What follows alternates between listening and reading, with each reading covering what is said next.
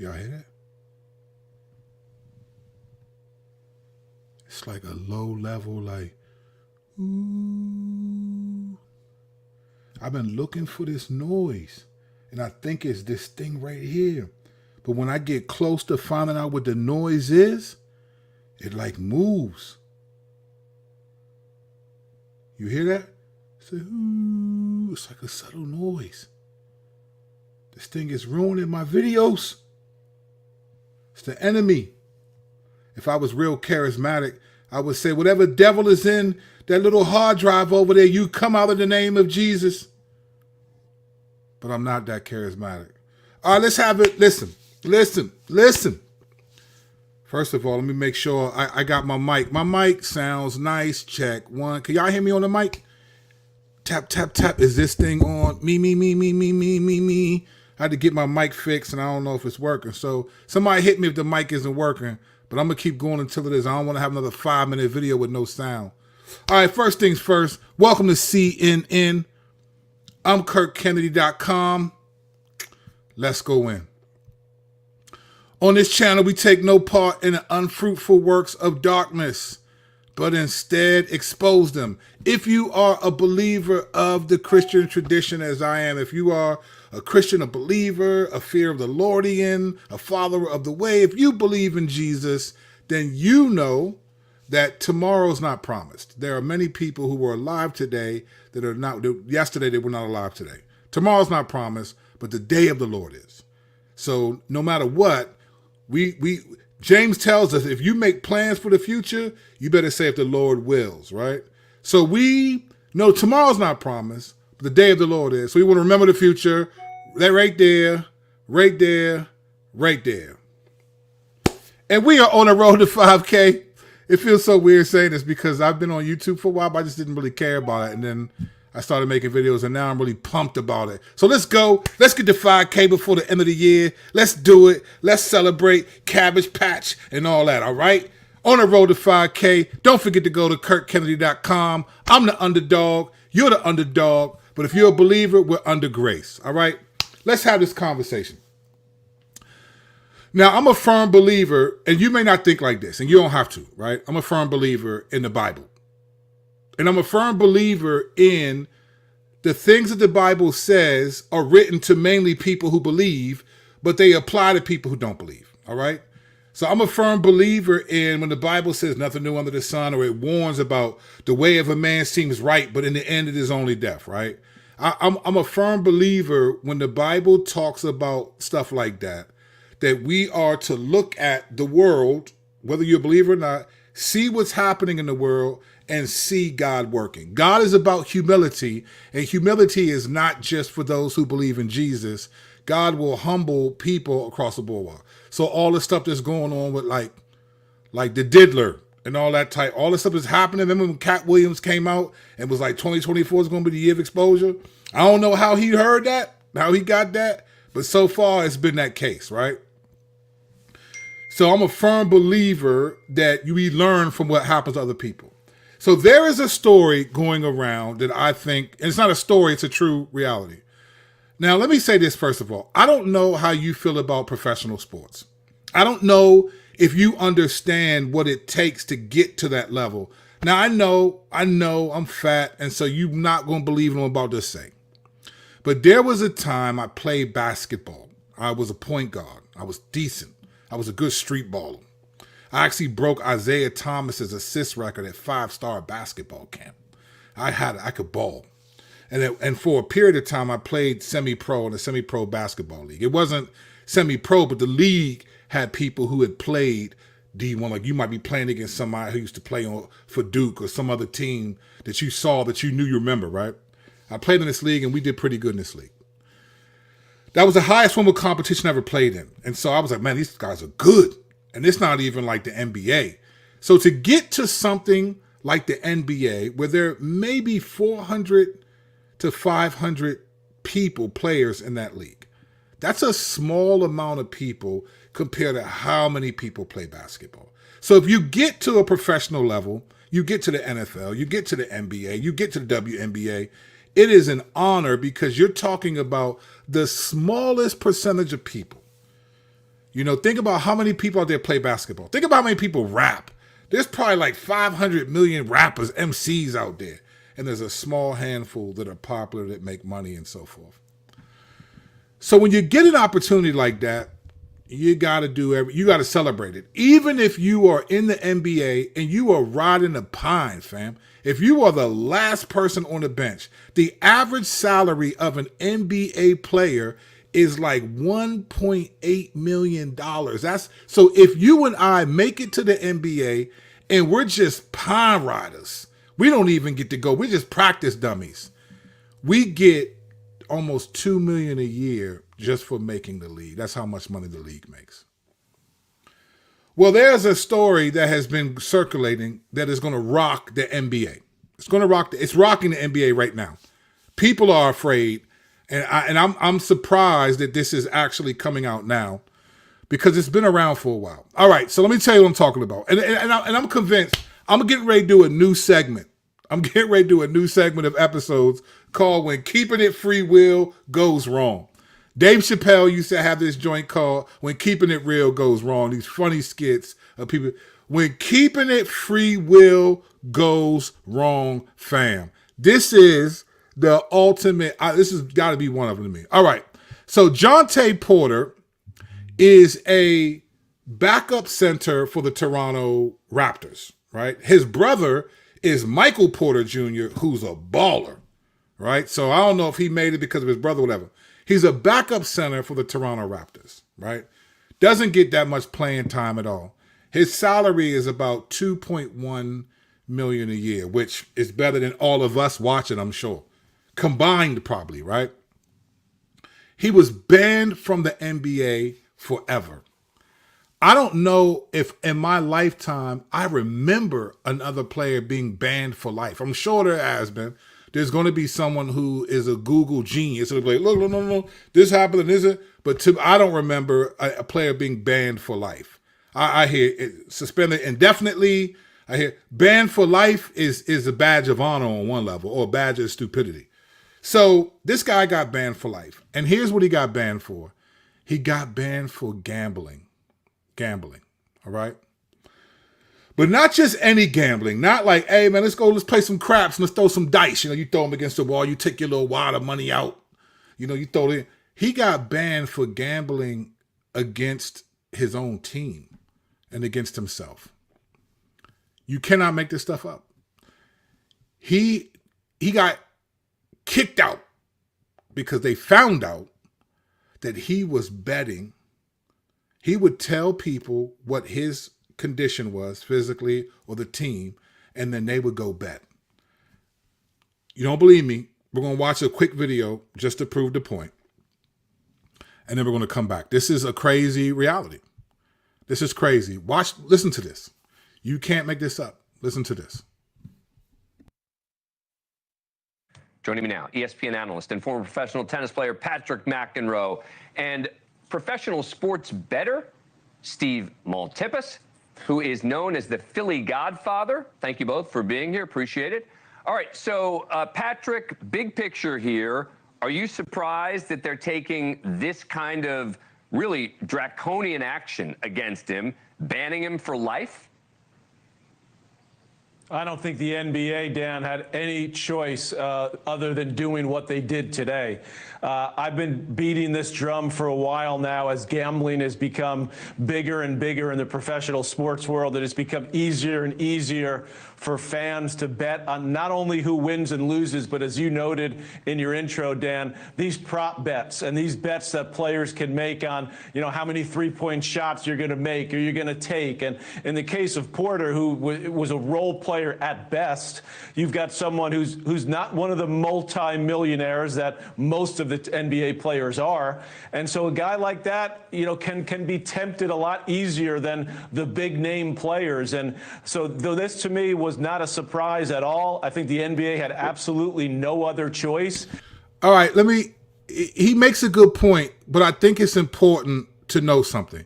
He said he's not one of the big wig NBA players that makes a lot of money, right? And so NBA players could be drawn to this because they don't make a lot of money. That's a crazy statement. Now, Let me tell you why it's a crazy statement. Because if you don't get a lot of playing time, you're in the NBA, you're getting $2 million to basically practice basketball a couple times a week, right? During the year. Because you have multiple games in the week, so you're just riding the bench. You're getting $2 million to almost do nothing but set picks and run plays and try to stop that you're getting $2 million.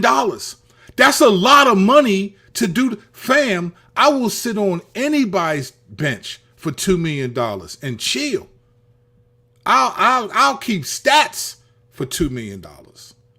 So to say that like, oh, he might be tempted to bet, you shouldn't be tempted to because you're not getting hundreds of millions because you ain't putting in the kind of playing time even. You setting picks in the practice, and I'm not mocking him. He's better athlete than me, better condition than me, but $2 million to travel across the world, to have money, and to just basically practice, you shouldn't be tempted at all. Unless you really thought you was that dude, and he apparently was not. So I get what he's saying, but now stay with me because there's a point that I think the Bible speaks to, is why I think it's important to learn from stuff like this. So I'm not just showing you this just to mock the dude. No, there's a point that I think when we hear these stories as believers, if you're a believer, we should be able to process this a certain way. So let's finish. Let them finish. I'm gonna let them fight. All right, let them fight. Here we go. And I guess that at some point in the future, this guy will be looking for a job overseas. Well, let me playing ask basketball. you about that, Patrick. If he'd been a star, do you think the punishment would have been different?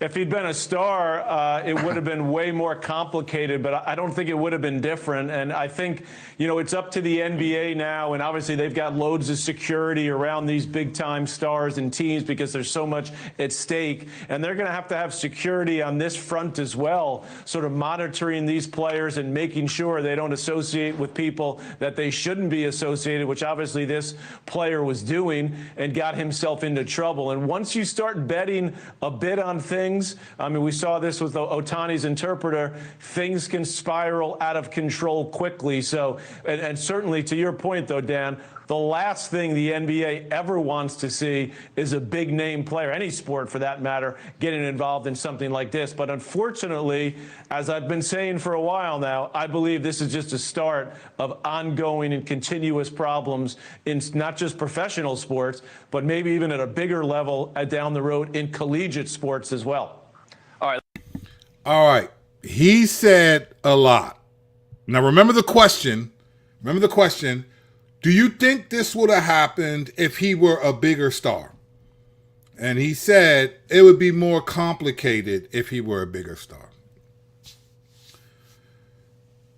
Word on the street is that a lot of players do this, right? They gamble and they know it's wrong, and that this guy is supposedly a sacrificial lamb to warn other players of greater stature to not do this, because it would be a bombshell against the NBA if we found out that players were throwing games, allowing others to win championships, but getting money on the back end.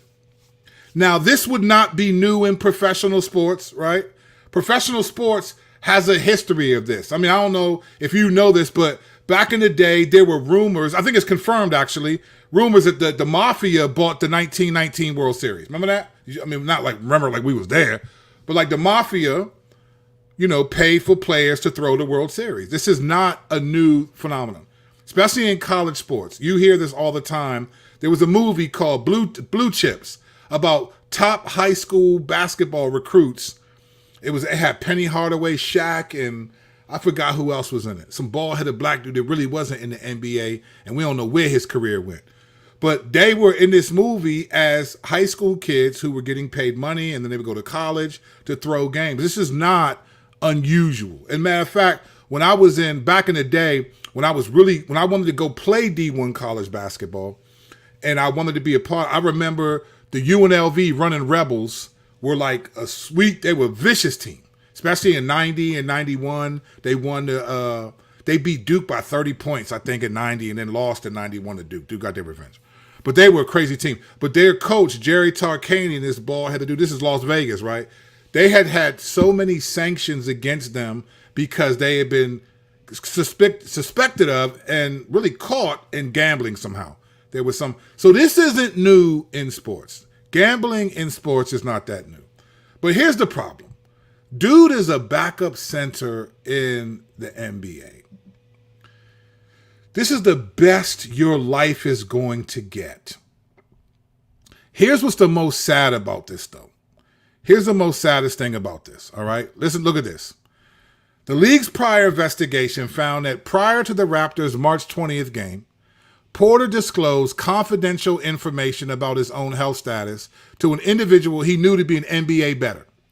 Another individual with whom Porter associated and knew to be an NBA bettor subsequently placed an $80,000 parlay proposition bet with an online sportsbook to win $1.1 million, wagering that Porter would underperform in the March 20th game. So Michael Porter told someone that he wasn't doing well. I guess he was scheduled to play. And so they bet that he would underperform because they had what they call in they call this in stocks, they call it insider trading, right? When you get stock information and you buy or sell because you know this stock is going to plummet or going to rise. They call it insider trading, right? So basically, he told someone, man, I'm not really feeling well. And they bet 80 grand that he wouldn't perform, and they won 1.1 million. All right. But here's the worst part of the whole thing for Jontay Porter. And here's a lesson to be learned for anyone who's a believer watching this live or later. Here's the worst part of it for him. In addition, from January through March 24, while traveling with the Raptors or Raptors 905, the Raptors NBA G League affiliate, Porter placed at least 13 bets on NBA games using an associate's online betting account. These bets ranged in size from $15 to $22,000 for a total of $54,094. The total payout from these bets was $76,059, resulting in net winnings of $21,965. None of the bets involved any game in which Porter played. Okay, listen to what it says. The total payout from these bets was $76,059, resulting in net winnings of $21,965. Okay, so he bet on games that he didn't play, but being an NBA player, you hear things and you use that to bet, and you tell other people.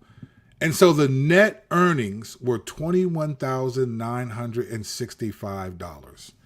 Compare that with $2 million salary, right? Annual salary, not $2 million for your life, annual salary. I'm not going to do the math, but that's a good bit amount of money a game. So for $21,965 that you earn in betting illegally against teams, you lost $2 million. So you basically 1% of your annual income is what you got from betting, and now you lose all of it. He is banned for life in the NBA. Some people think it's harsh, but it's not harsh because they're banning him for life because they know that people bet all the time and players bet. Players know each other. They call each other. This is stuff that people have said, right? So I'm not there. I can't prove this. But they call each other and they be like, yo, especially in the playoffs, they know such and such is hurt. They know this, they know that, and then they bet. They tell their peoples and they bet. This is a big deal. If this gets out, it would destroy sports because we would think, because how many times have you and I thought, man, this is rigged, bro? This is rigged. They just want this team to win. How many of us have watched some playoff series, right? Where there was the one that's more popular team versus a team that's not that popular. And then it's like, man, the team that's not that popular is getting all these calls at the end. In fact, when Iowa played UConn at the end of the game, there was a screen that the girl called against. So Iowa was up. It was UConn's ball with like 7 seconds left. They sent, and I watched it because Caitlin Clark is a monster. I watched it. I only watched it, the college, but it was Caitlin Clark just got me. So the girl Gabby, who's the guard for Iowa, was running, trying to get around the screen, and she got hit. She acted a little bit. They called the foul against UConn with like 3 seconds left. That was the end of the game. There was no way UConn could have won that game. A lot of people said that was a terrible call, and that the only reason why it happened was because everyone wanted to see Caitlin Clark and in the finals. And truth be told, I did want to see Caitlin Clark, and she lost eventually to South Carolina in the finals. But everyone was upset. They were so mad at the call that the girl Gabby, the player, she was getting death threats. She had to take herself off of social media because she was getting death threats. So people are like, oh, this is rigged. That was fake. Now, here's the reality. Here's the part that I thought was really sad. Paige Beckers is the best player on UConn. She was the Caitlin Clark on UConn. It wasn't like Paige Beckers took the shot, made it, and they waved it off because of the illegal screen. It wasn't like, we don't know if she would have made the shot anyway. Now, it was a bad call. You wouldn't let them play. You don't want to decide a game like that. But people thought it was rigged. We think about this all the time. What if you found out that some of these games in the NBA are not only, they're rigged based on betting, that players are getting some side money that they do not have to pay taxes on because they get it cash for doing these things. The NBA does not want this to get out. So Jontay Porter is banned for life. He's not, but if he was a superstar, because there apparently are some superstars that do this, it would rock the world, sports world at least, and the NBA would be severely damaged if that happened. Because, once we see something, we think it's always there. We would see people winning and be like, I bet you it's rigged, right? Here's what the NBA commissioner said, right? Adam Silver. Here's his perspective on it. He said this. There was nothing more important than protecting the integrity of NBA competition for our fans, our teams, and everyone associated with our sport, which is why Jontay Porter's blatant violations of our gaming rules are being met with the most severe punishment. Right. While legal sports betting creates transparency that helps identify suspicious or abnormal activity, the matter also raises important issues about the sufficiency of the regulatory framework currently in place, including the types of bets offered on our games and players. Let me paraphrase what he's saying. He's saying that there's great concern that they have about the kind of bets, because you can bet on everything. You can bet on how many free throws they're going to make. You can bet on how many threes they're going to take. I mean, you can bet on literally anything. His point is the NBA is concerned because there's so many things that you can bet on that people are tempted, including players, to place wagers, and they don't want this to happen because they know it'll damage the integrity of the game, at least in the public perception. And then he ends with this. Working closely with all relevant stakeholders across the industry, we will continue to work diligently to safeguard our league and game. So this is his comment on the lifetime ban of Jontay Porter. This is so Charlemagne the God from Charlemagne, he ain't no God. Charlemagne from Breakfast Club has what's called Donkey of the Day, and I appreciate that. I'm going to do when keeping it free will goes wrong. So how can believers, you and I, learn from this? There's one verse that as soon as I read this, I thought of this verse, and I thought, wow, because I've seen this happen in people in the church in different ways, but seen this happen people in the church. So let me give you the verse and I'll explain what I mean. Jonah 2:8. Now this is I use the ESV version on my day-to-day, but this is from the 1984 NIV version. The reason why because this is the version that I memorized, and I love the way it's rendered here. He says this: those who cling to worthless idols forfeit the grace that could be theirs. As believers, this is how I now you don't have to do this. You could be like, I don't care about that stuff. This is how I process stories like this. I think of them in the grand scheme because I'm one who believes that God is in control, that he's sovereign, and that all these things are a result of God exposing. I don't think it's just he's waiting until the end. I think these things happen and we're to learn from them. The fact that a guy had a $2 million salary, right? and lost it by betting and earned a total of $21,000.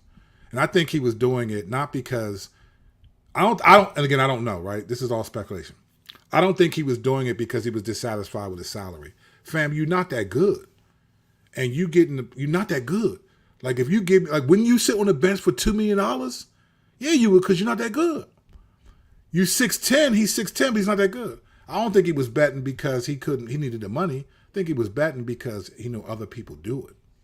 He just got to be the sacrificial lamb. When you have opportunity, or when you're a Christian, let me translate to your believer, and you have grace, you experience grace from God.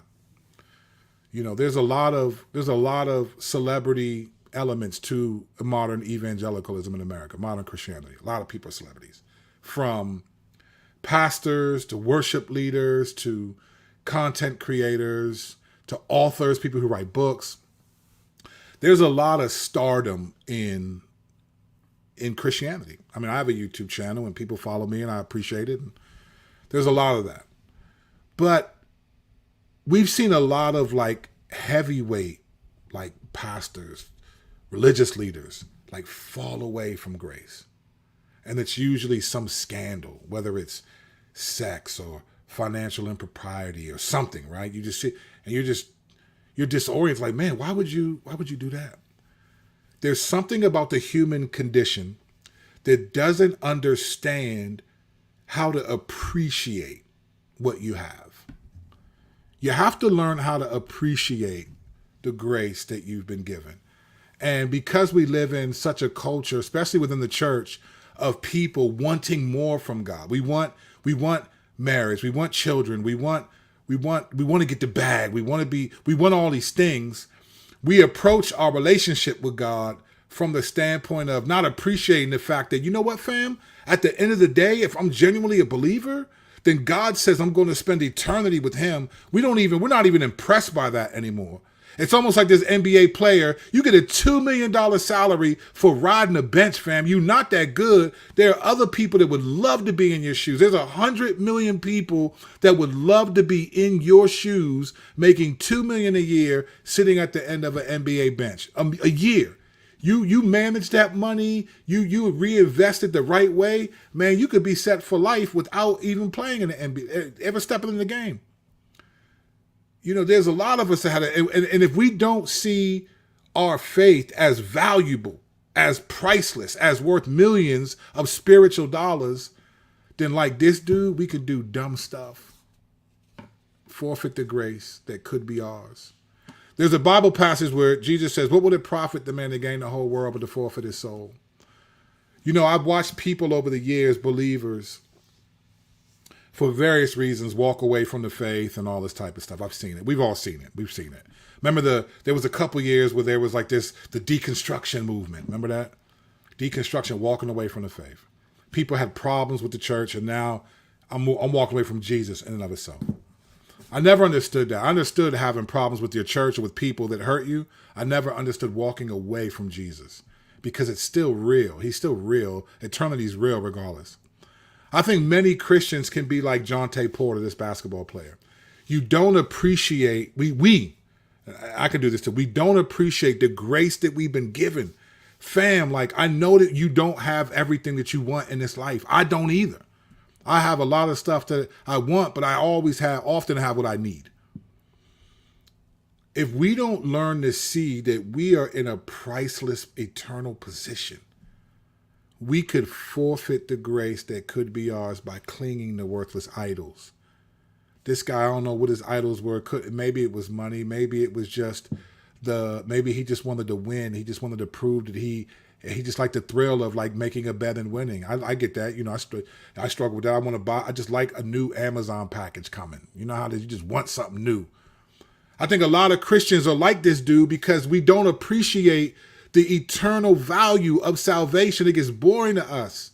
And we want more than what we have, and then we complain about it. And then we end up forfeiting the grace that could be ours for something stupid of far less value. This dude gave up a $2 million a year salary for essentially 1% of money that he made betting. He made $21,965 betting. I don't know what his worthless idols were, but he forfeited the grace that was his in the NBA. And you can best believe, you're a 6'10 dude, you're supposed to be playing basketball, right? When you're a 6'10 and people see that and you're not playing basketball, something's wrong with the world, fam. You just assume you should be, it's going to be hard for him to go overseas because the NBA is the creme de la creme of basketball.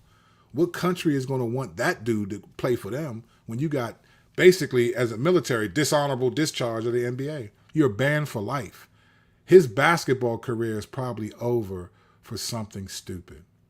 If you are a believer, a fear of the Lordian as I am, I'm saying this because we too can do something stupid and walk away from the grace that we've been given. We've seen it happen so much.